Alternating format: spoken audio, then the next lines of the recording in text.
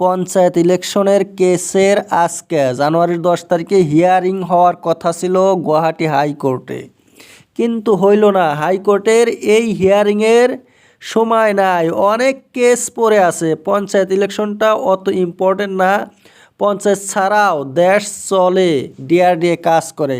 তাই গুয়াহাটি হাইকোর্টে পঞ্চায়েতের কেসটা অত গুরুত্বপূর্ণভাবে নিল না, একদম সুলুভাবে চলানো স্টার্ট করলো। কি হবে, পঞ্চায়েত ইলেকশন কখন হবে?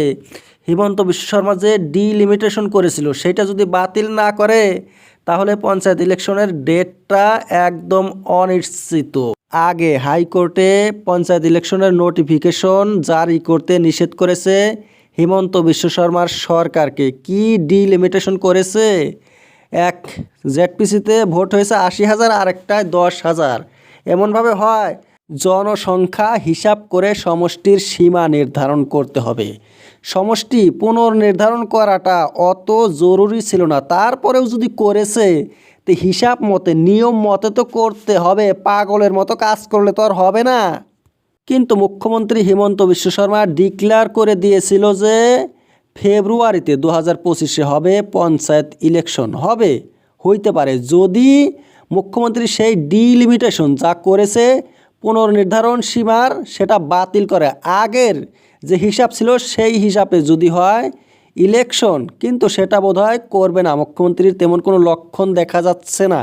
এখন সেই হাইকোর্টের অর্ডারের হিয়ারিংয়ের অপেক্ষায় থাকতে হবে। কিন্তু হাইকোর্টে অলরেডি যে ডেট দিয়েছিল সেই ডেটে কোনো কাজ করলো না।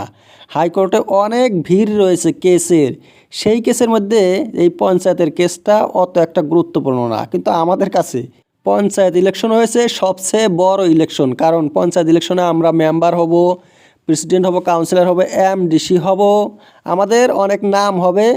কিন্তু পঞ্চায়েত ছাড়াও দেশের কাজ হইতে পারে, দেশ উন্নত হইতে পারে।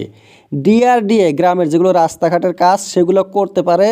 আর পঞ্চায়েতের মধ্যে বেশি লোক হয়ে যায়, মেম্বার, প্রেসিডেন্ট, কাউন্সিলর, এগুলোর মধ্যে অনেক টাকার ভাগ লাগে। আমাদের এত টাকা লাগবে, এত টাকা লাগবে, তারপরে টাকা এরা বেশি করে খায়, কাজ কম করে। ওই জন্যে যত প্রতিনিধি কম হবে তত কাজ ভালো হবে। পঞ্চায়েতের মধ্যে অনেক দুর্নীতি হয়েছে, যেখানে সারা রাস্তায় ব্লক হওয়ার কথা, ব্লক বিছানের কথা, সেই রাস্তার কি হয়েছে, দুই পাশে ব্লক বিছিয়েছে দুই মাথায়, আর সারা রাস্তা খালি। সারা রাস্তা রয়েছে কাঁচা, কিন্তু কাগজপাতিতে পঞ্চায়েত দেখিয়েছে যে পাকা রাস্তা হয়ে গেছে। এইভাবে টাকাগুলো উঠিয়ে খেয়েছে, নিজের পেটগুলো ভরেছে, আর উন্নতি কম হয়েছে। কাজে পঞ্চায়েত ইলেকশনটা মাত্র ক্ষতিকারক।